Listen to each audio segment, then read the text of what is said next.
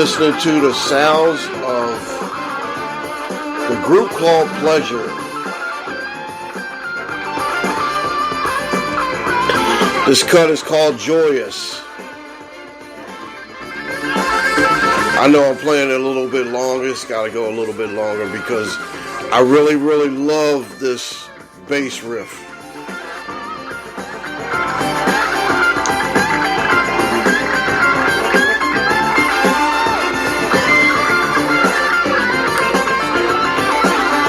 I don't know. I really like bass. I really like instrumental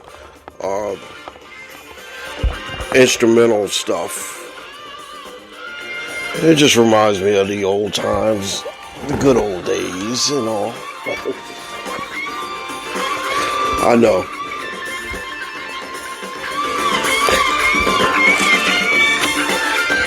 All right. Oh, I'm sorry. It just cut off. With that, I just want to say, hey, this is the Guru Talking Sports Podcast. This is episode 206 of the Guru Talking Sports Podcast. I am your host, the Guru of Sports. And yes, I'm playing music today because I do have a little bit of something that I need to talk about and extra and, you know, all that stuff. And it's Sunday morning. Now, what I'm going to try to do is I'm going to try to do this podcast a little bit early. The only reason why I do it on Sunday morning, late Saturday night, early Sunday morning, is because I want to make sure that, you know, if I see something in sports happening from Friday, Saturday, I can wrap it up on Sunday. And then everything from Sunday on goes on to the next week's show. All right, but had a lot of stuff going on. Last week we had the Super Bowl. Last Sunday we had the Super Bowl. We had this Super Bowl that was the most confusing and controversial. And for a lot of people thought it was a big conspiracy. Okay, this is what I do. I look at stuff and I say, hey, you know what? If that doesn't seem right, it might not be right. If it doesn't walk like a duck, then it's not a duck. You know the old saying, the old cliche. Was there a conspiracy going on with this? I don't know. But I did notice a couple things. And I'm not going to say that, hey, look, this thing was rigged or so. I'm not worried because, hey, I won money off this game. Big time money. You know, I only had about like maybe less than $10 in my account. Well, I threw that $10 out there. And I got a nice bank account right now off this. My betting app, I use BetMGM. And I'll say it because that's what I use. BetMGM was really good to me.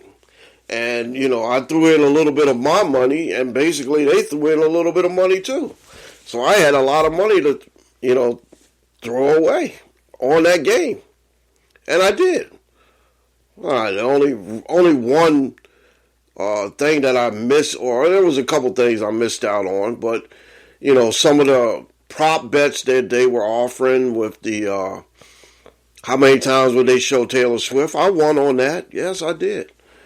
The prop bet of the coin toss. Now, I always take tails, and I don't know why. They say tails never fails, but yes, it did. It failed this time. But I took tails and on the opening kickoff, and the opening kickoff did not have tails. But I ended up winning back the money because I did bet on the if they want to run the kick out. And he did run the kick out, and I won on that. So, you know, as you can see right now, as we're talking about the Super Bowl, I'm winning money right now. I was winning money on it. Okay? All right, so the other one that I didn't win on was the one with What was it? The color of the Gatorade. Yeah, that's what it was. The color of the Gatorade. I won on that one. But I did win on one of, I think the biggest one was the, would Brock Purdy throw for more than 250 yards? Would Mahomes throw for more than 250 yards? And would they both, I think they had to rush over 20 yards or something like that. But I ended up winning on that. And I was like, hey, cleaned up. No doubt.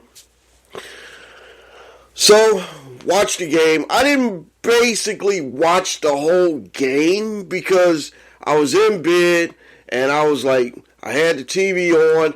I was trying to go to sleep because I had to get up early, had to hit the road. But what I did was I laid in the bed, had the TV on, trying to go to sleep, but I was listening to it. And then I said, you know what? I'm going to turn the TV off. Well, I turned the TV off. I turned the radio on. Westwood one or CBS Sports Radio or something like that. And then I was listening to, what was going on. And then I heard around 10:30 or so. Now, I'm supposed to be in bed. I usually go to bed around about like 7:30, 8 o'clock on Sunday because I usually have to get up early. And yeah, I know that's early, but you know what? I drive for a living. That's what I do. So anyway, I got up. I listened to it, and I was like, oh my gosh, Kansas City just won this game. All right, I did have Kansas City, and I put a little bit on that, and Kansas City covered the spread, no doubt. Also, I had a couple other little bets or so.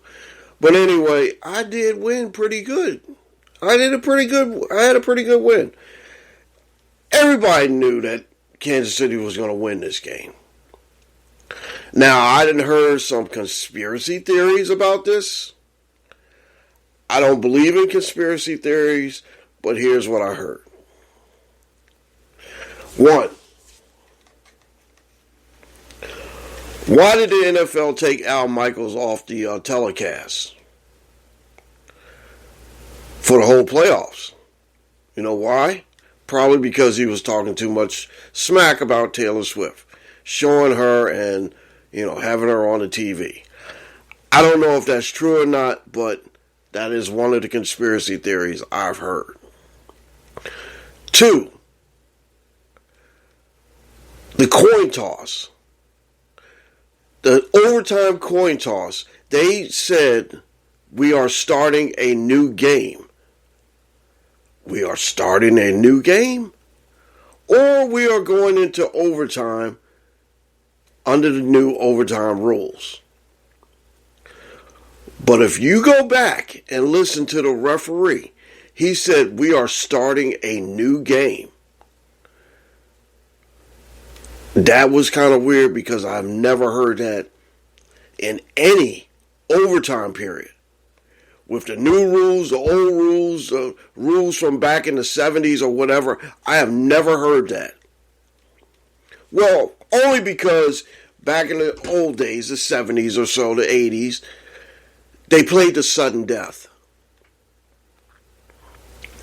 That's why I keep mentioning to you guys that one of the greatest football games of all time was the sudden death game, 1971. Like I said, I'm referencing all this stuff for a reason. Go back and Google this if you can. The game between Kansas City and Miami on Christmas Day, 1971, was one of the greatest games of all time. I remember that game because I was only about 9 years old, and I spent that day in Philadelphia with my cousins, and I remember it just like it was yesterday. All my cousins were around. My cousin, I had like 16 cousins up in Philadelphia, and we all watched that game, and we all knew that was one of the greatest games of all time. Like I said, Christmas Day, 1971, I remember this like yesterday. That game played into a couple of overtimes. But the thing about it is that they played the sudden death game. And they didn't say we are starting a new game once they got into the overtime. Only because, yeah, it was sudden death. But what I'm making a point is that I have never heard the term we are starting a new game. Never heard that term. Now I'm going to say this, and I'm going to mean this. When I heard that San Francisco didn't want to defer the ball, they wanted the ball first, I knew they was going to lose. I knew it. Now, when you play, well, you know, I'm looking at overtimes and everything, and like I said, this is, you know, the college overtime is like this. The college game is like, hey, when you, in overtime, you want to go on defense first. And I always seen that. You always want to go on defense first because you want to react to what the offense does first. Okay, if Mahomes would have went down, had the ball first, scored a touchdown, San Francisco would have known they had to come down, score a touchdown, and go for the 2 points to win the game. But you know what? I don't buy the fact that Shanahan only told his coaches and didn't tell his team. There's another conspiracy theory. But you know what? How in the world you're a professional football player and you basically should know all the rules and the rules of overtime, especially in a crucial game like this one? You cannot tell me that they did not know the rules. They didn't know the rules. What kind of, I just can't, that boggles my mind that they say they did not know the rules when they went to overtime. San Francisco didn't. Now that has got to be the biggest red flag anybody can see. Because as soon as they said we did not know the rules, and you know, that is a big red flag. That sounds like a conspiracy theory to me. All right. Now, when asked after the game, why did you take the ball first?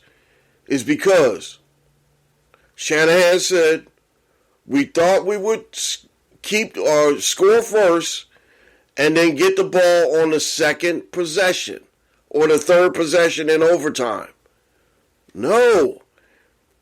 The referee explained it. He said, hey, look, both of you guys are going to touch the ball. Not unless it's a defensive score. So let's say like if San Francisco had the ball and Purdy threw an interception and one of the defensive backs, let's say McDuffie, ran it back. Then the ball game would have been over. But San Francisco went down and kicked a field goal. And as soon as I heard that, and then I went back and, like I said, I DVR'd it. I've been watching the game all week to figure out what the hell is right and what is not right. What's kosher and what's non-kosher to me. So I went back and I looked and I seen when they kicked the field goal, I was like, oh gosh, you guys lost this game because guess what? Mahomes is going to come down and score a touchdown. And like I said, when I was laying here in the bed and listening to it on the radio, I knew when they said they had a fourth down play, Mahomes ran, got the first down, I said, This game is basically over because San Francisco is never going to see the ball again because, that theory of, we can touch the ball on the third possession. What made you think that you can touch the ball on the third possession when you're letting Mahomes run all the way down the field? I don't get it. And like I said, that was one of the glaring things. I think, the refs were, basically, I don't know. I can't say too much about the refs. I don't want to get fined. But anyway, Mahomes made it, and see, this is the thing that gets me. Mahomes and all the Kansas City Chiefs knew what the deal was. They said, give him the ball. Let him have the ball. Give him the ball. The defense stopped him. Chris Jones and them stopped him. And guess what? They came down. They marched down the field. And they played. And this is another one of conspiracy theory things.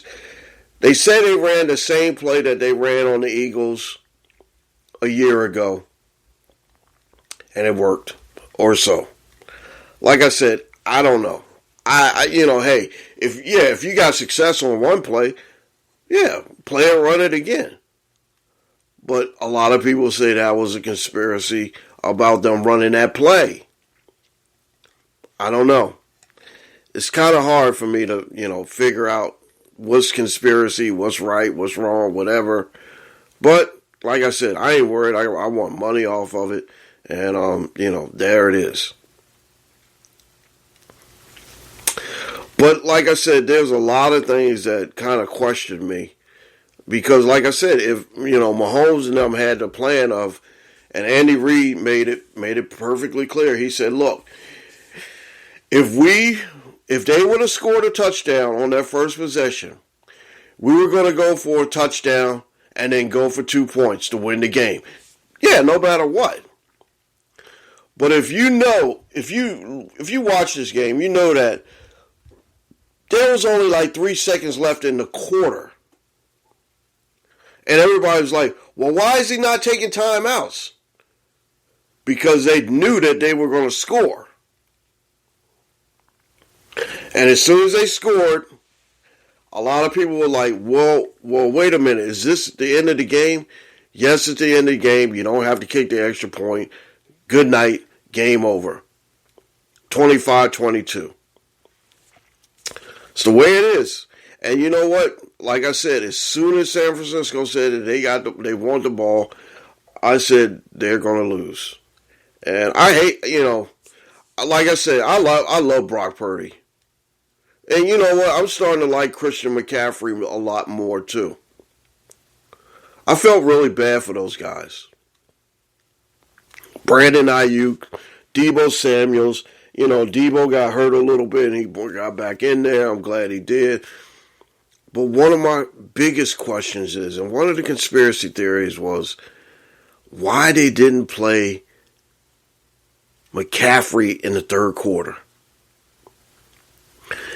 They were basically running down the throats of Kansas City. Kansas City couldn't stop them on the run. Goes back to the Baltimore-Kansas City game. 6 rushes for Baltimore the whole time? No. Ghost tackling by Baltimore? I don't know. I can't get into conspiracy theories, but something is very fishy with this Super Bowl. All right, so spend 20 minutes talking about that. I'm going to run through the rest of the stuff and hopefully get you out of here by like 45 minutes or so. Well, the NBA had their NBA All-Star weekend. Celebrity game, Michael Parsons had 37 points or something like that. Not bad, not bad. You know, Matt McClung, this kid has to be on the NBA roster somewhere because he did some spectacular dunks. The first dunk he did was a dunk where he basically jumped over two people, caught the ball, let it go, caught it back again, and slam dunk over his head. I have never seen that dunk ever in my lifetime. And I've seen a lot of great dunkers. Matter of fact, I used to get dunked on in practice with one of the greatest dunkers of all time. That's right, Mr. Terrence Stansbury. Excuse me, Mr. Terrence Stansbury. I went to high school with Terrence, and I know that he was going to be a professional basketball player from day one. He was great. He led our team.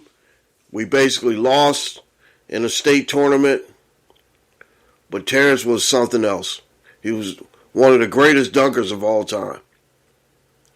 And I seen, I think Jaylen Brown tried to redo one of his dunks where he. Now, if you go Google this, you'll see this dunk. He had when Terrence was dunking, this was back in like 85 or 84, somewhere around in there. I remember this dunk because one of my other buddies that I hung out with, his name is Bulo, we call him Bulo, Panamanian dude. He was sitting in the chair when he dunked over him. That was the first time we ever seen that. One of the other dunks that Terrence made was he called it the Statue of Liberty dunk. He was one of the greatest dunkers of all time. Spud Webb, so what? Dominique Wilkins, Dr. J, and, Sid Sabalas, all these other great dunkers, they were great. They were great. Kobe, God rest his soul, he was in the slam dunk contest. Now, I don't understand why the superstars don't want to do it, but I got to give props to Jaylen Brown for going out there and doing it because he was actually, he's basically considered a superstar. He went out there and did it. It's not a problem. But like I said, the most underrated, greatest dunker of all time was Terrence Stansbury. Google him, look him up, and like I said, I had the honor and the great honor of being on the team with him. Didn't play a lot, but hey, didn't play much, didn't play at all basically. But hey, I was on the team with him. They never thought I had the skills, but I do have skills. I did have skills. We had to play pickup games, and I used to play with them and all like that. So I was like more or less like the practice squad of the basketball team. So I was still on the team. Anyway, Matt McClung is a good dude. I like him. He defended his title. The kid's good. The NBA All-Star Game is tonight. I probably won't watch it. I'll probably DVR it because, I might catch it early in the morning or so. I got to get up early. See, that's the thing. This is one of the reasons why my sleep schedule and the schedule I have is really, really messed up because when I get home on Fridays or so, I'm really exhausted. And I really have a big thing about sleep. I try to get as much sleep as I can. But the thing about it is that sometimes with the sleep, it interrupts a lot of things. So what I'll do is I'll sleep all day during Saturday, and sometimes I might have to go to bed really early on a Sunday or whatever. But still, my sleep schedule is messed up.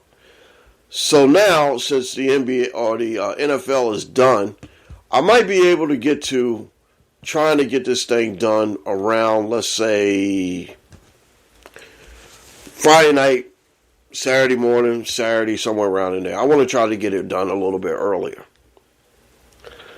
But like I said, I just try to, adjust with my sleep schedule.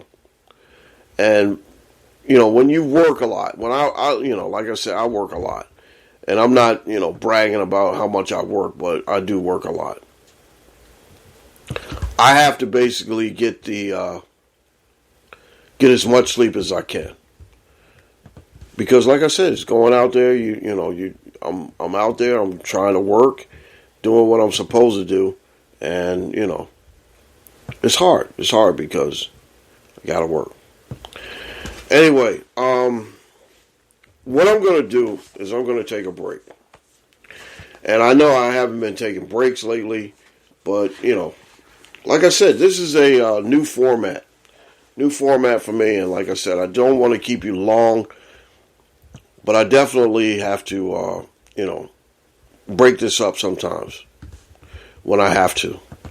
And like I said, I really appreciate you guys listening, because you're listening, it helps me, because what I like to do is I like to talk about sports, like to talk about all this stuff, and it makes me feel like, hey, I appreciate you guys, and I really appreciate you guys. Anyway, so let's try to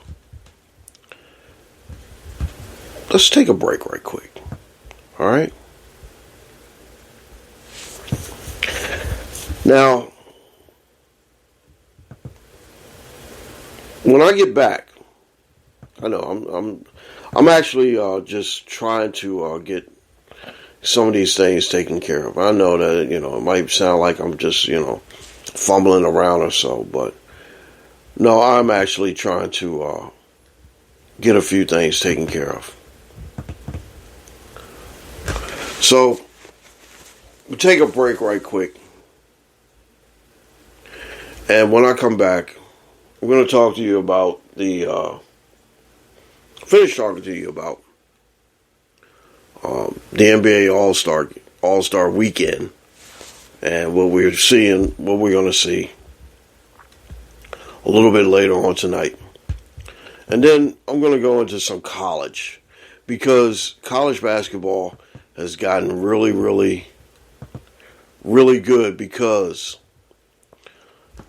we got to talk about the all-time queen, and we're talking about the great Caitlin Carter. You're listening to the Guru Talking Sports Podcast. Yeah, that was the what I was looking for. I'm sorry that I was fumbling around. But anyway, I wanted to make sure that I had this. But like I said, I wanted to make sure that when I get back, we do talk about Caitlin Clark. And I haven't heard this one in a while. And we really appreciate the voice actress lady. All right, so stick with me. And like I said, I'm stop fumbling around, and I'll be a little bit more tuned in. But anyway, we'll be right back right after this. You're listening to episode 206 of the Guru Talking Sports Podcast. Take it away, voice actress lady. You're listening to the Guru Talking Sports Podcast. All right, guys, welcome back to the Guru Talking Sports Podcast, episode 206. All right, before I go on, I want to say I am very sorry for all the kind of little bit of delaying I had there within the last segment, only because I was trying to find some audio, and I found some audio.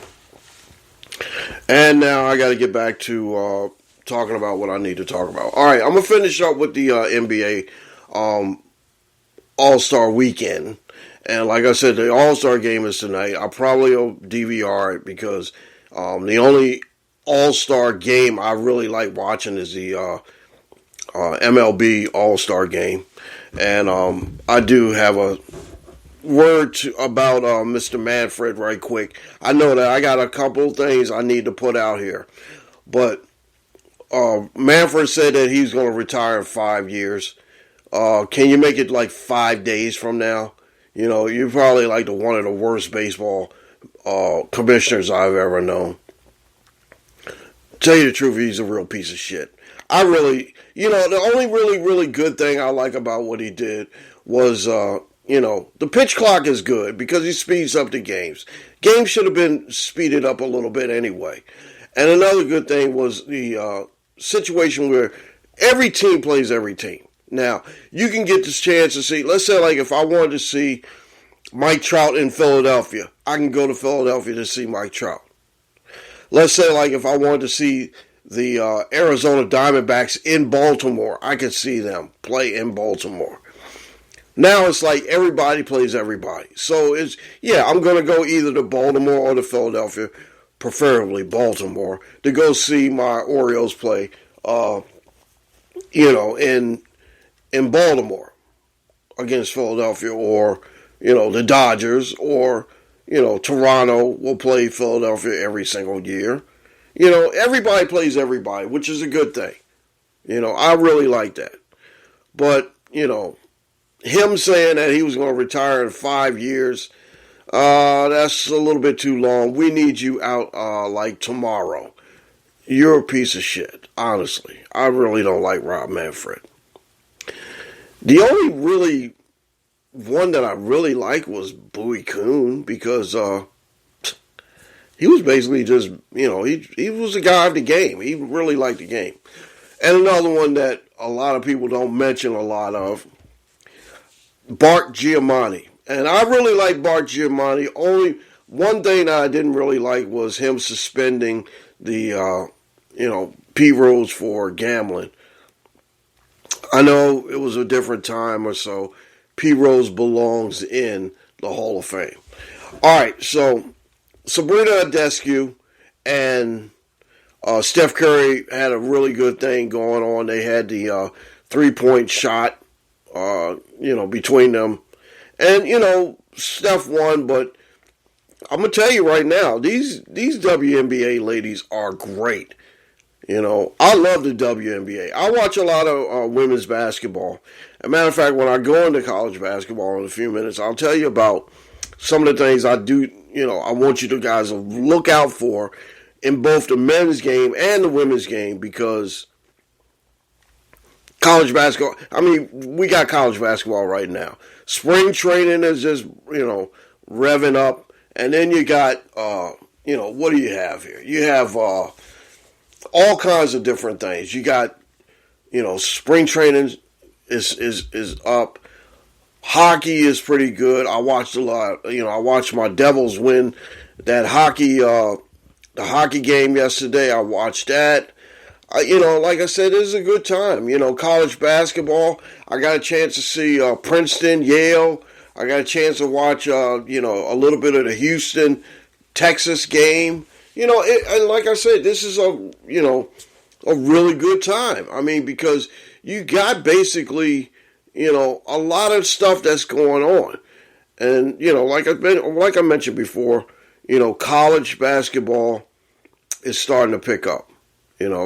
I was just in Richmond. I heard a couple people talking about how the Richmond Spiders were doing, and VCU and University of Virginia. Not too bad, but like I said, I do like college basketball.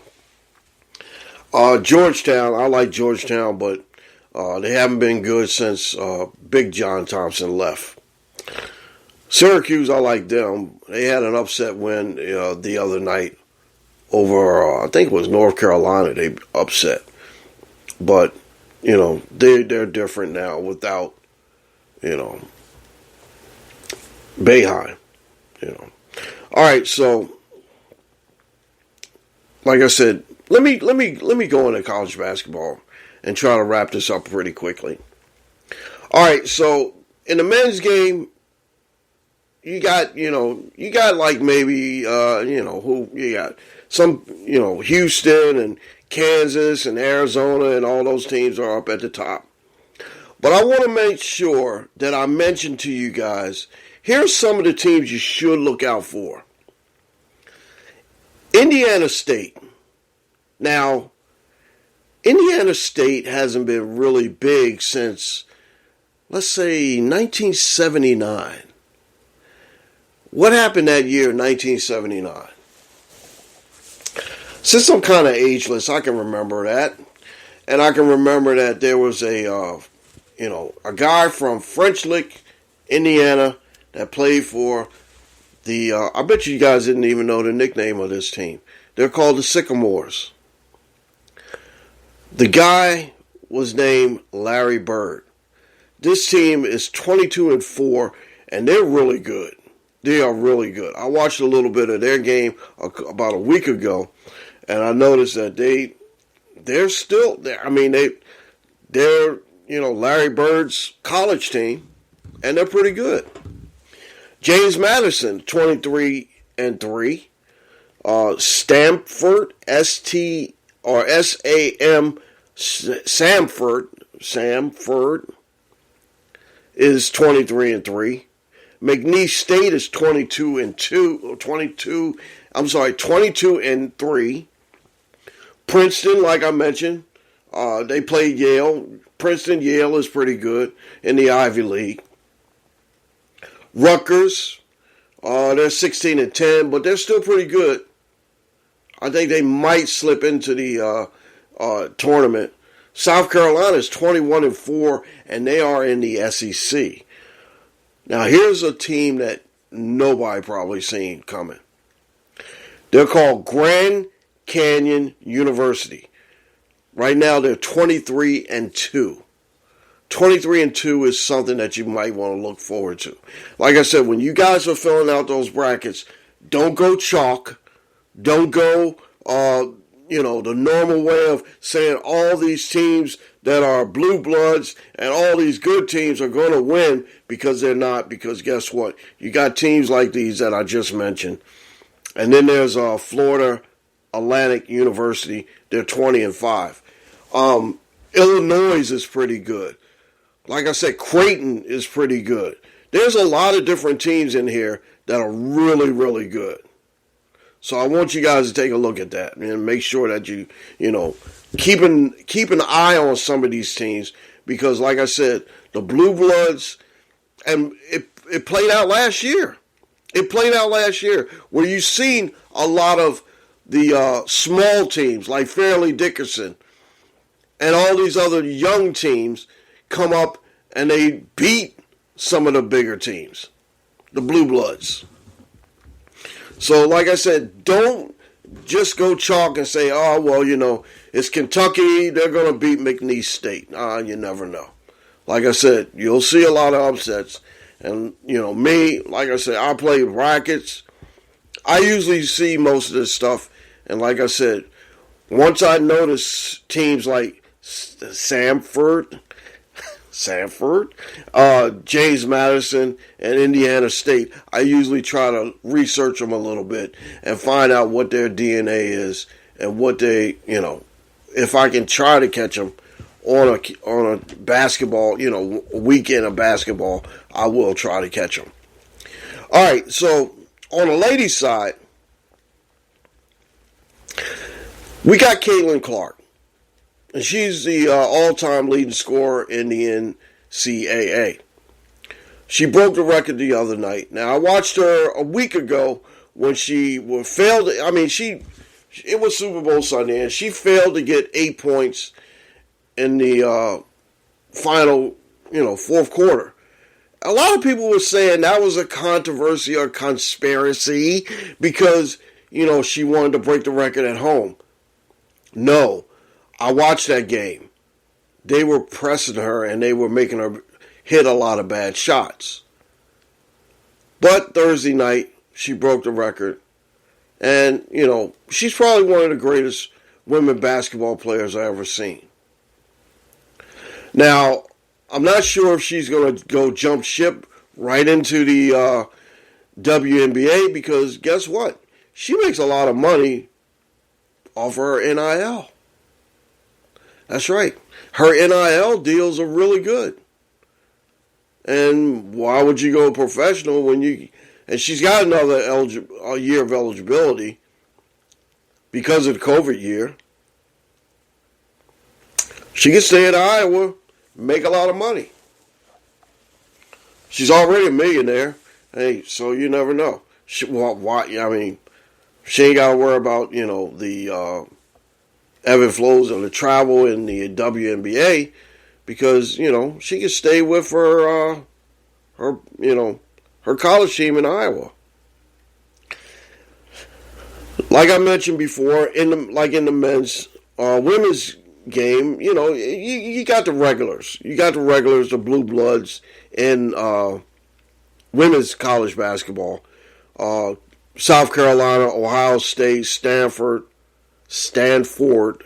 in California, Iowa, Texas. USC has a young lady that you guys might want to check out. Her name is Juju. Can't remember the last name. Juju Turner or something like that. Correct me if I'm wrong. I know. I'm. You know how the guru is. He messes up names. Juju is really good, and I basically need to catch her. I haven't caught her games yet, but I've been hearing a lot, and I have sources that have been telling me a lot about this young lady. But like I said, I do. I have seen the Iowa play. I've seen Maryland play. I'm a big Maryland. I'm from Maryland, so. Maryland, they're 14-10. They're okay. Creighton, 21-3.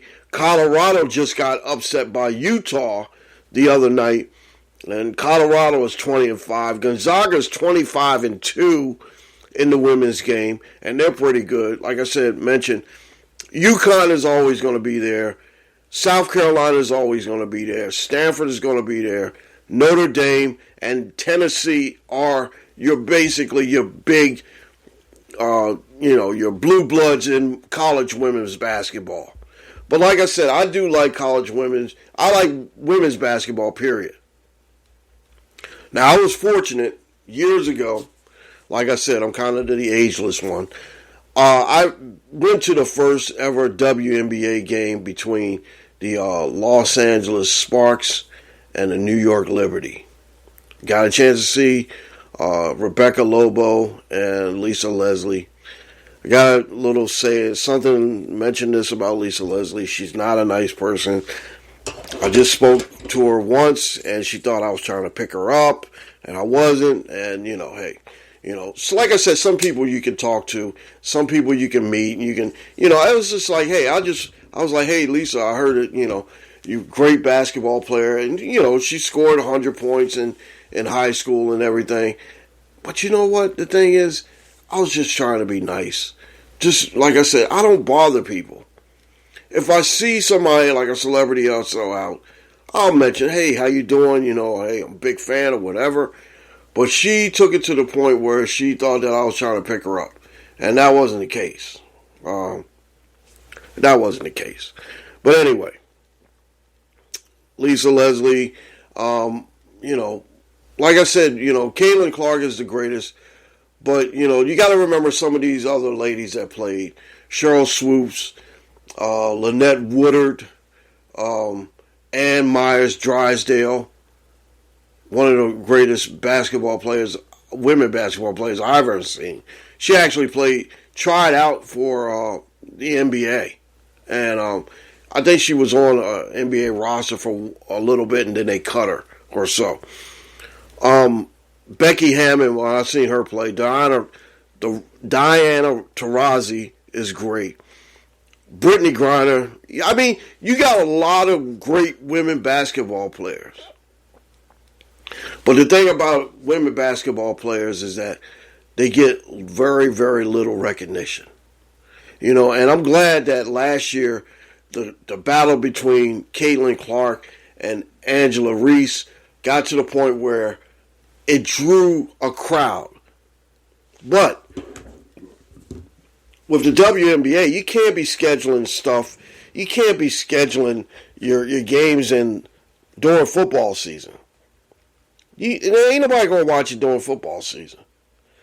Make it a summer thing to where it's like maybe, hey, the season ends right before the NFL starts, and you'll get a little bit more run or so.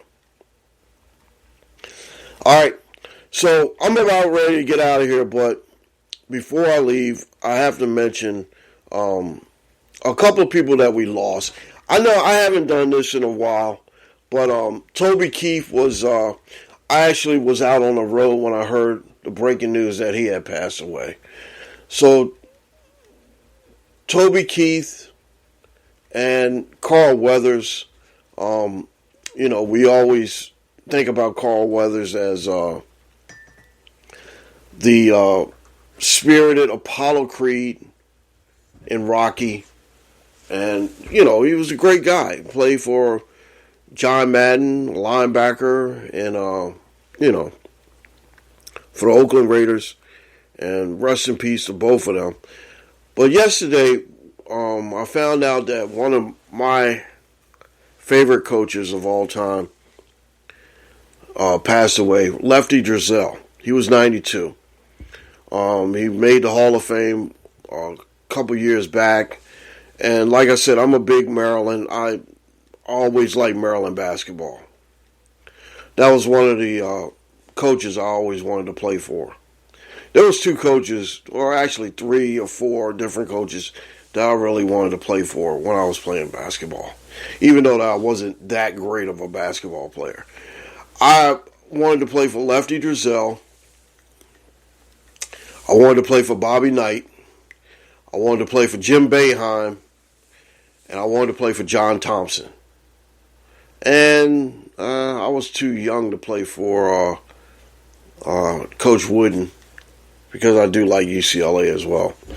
But Lefty Driesell, he won over 7. When he retired in 2003, there was only like a couple people that was over him in wins, and it was Bobby Knight and Boeheim and a couple others. He won 786 games with 4 different programs. And he had 100 wins with all 4 programs. And that was Davis in Maryland, James Madison, and Georgia State. Lefty Driesell had some great players. John Lucas, Lynn Elmore, Buck Williams, Albert King, Brad Davis, and Lynn Bias. The controversy over Lynn Bias in 1986 got him fired. And Lynn Bias was a great ball player. I still remember, like it was yesterday, Lynn Bias playing, and he was a great ball player. But the whole controversy between the school, and it happened on Lefty's watch, fired him in 1986. And like I said, 2 years later, he went to another program and started them up. But like I said, he was a great coach. Really great coach. Rest in peace, Lefty Driesell. He was 92 years old. But anyway, some of the things that I remember in my sports life is got to be some of the people that we've run across. But like I said, Lefty Driesell was one great guy. Now, I seen him when I was in California, and Maryland was playing, I think it was St. John's or so. Something like that. St. John's, Arizona. They were playing somebody. I think it was Arizona or so. I don't remember. I knew it was an NCAA tournament game, and Steve Kerr was still playing. Watch that St. John's team, and you see Walter Berry and Bill Winnington and Chris Mullen and, all these guys that were, great guys. Walter Berry was a great dude. I remember seeing him, and I, talked to him. He was great. Chris Mullen, too. Great guy. All right, so that's it for me. I'm basically done. But like I said, I really appreciate you checking in and talking. I talked a lot of stuff about a lot of different things. But, like I said, you guys, I appreciate you guys listening. check me out on all my platforms. Like I said, the Guru Talking Sports _ podcast on IG. You got MACKGTS _ BB39, which is the Guru Talking Sports Twitter handle. And you can find me at Go39. And like I said, you find a lot of different things, and we always are trying to get new stuff going and trying to break in some new things as we can.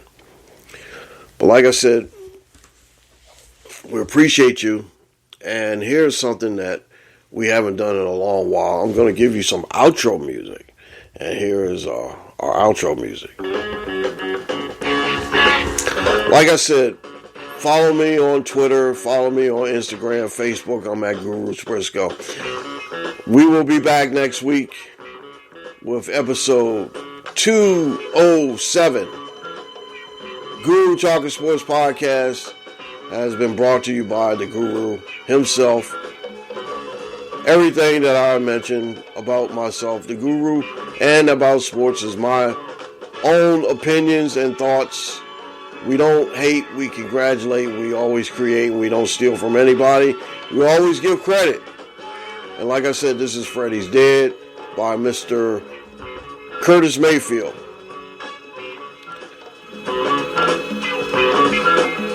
Also, I wanted to mention that I should be the commissioner of baseball because, like I said, I would get rid of Rob Manfred. And I would initiate. Matter of fact, I think I'm going to lay out my plan next week. You guys stay tuned for me next week. Like I said, I'll be back next week, and I'll lay out the plan of how I should be the commissioner of Major League Baseball. And I'll have my buddy Dave May Jr. Well, he'll probably be the commissioner. I'll back him up as the commissioner. I'll be the assistant commissioner. Dave May knows all the things. He's my buddy, and like I said, I know that he knows all this stuff. And we'll talk to him pretty soon because baseball season is starting to ramp up. All right, guys, we're out of here. I think what we're going to do is we're going to get out of here. And you guys having a great Sunday. I know it's a Sunday without football, but please, go out there and enjoy yourself. And check me out next week. Because if this program is on, you know the Guru's there. You guys take care. This has been a Black Goat production for Black Goat Sports. All rights reserved, 2024. Thank you. And we'll be back pretty soon. We'll see you next week. Later.